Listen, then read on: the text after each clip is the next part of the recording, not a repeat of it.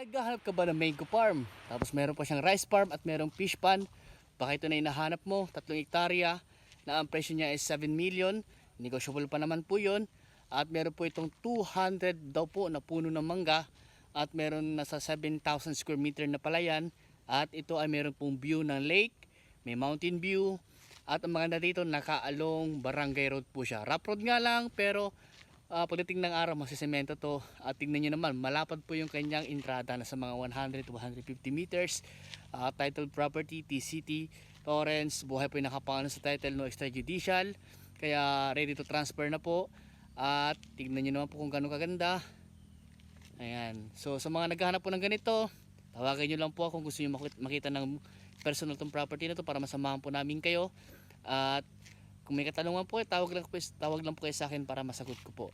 So maraming salamat po. Please follow and subscribe sa aking YouTube channel.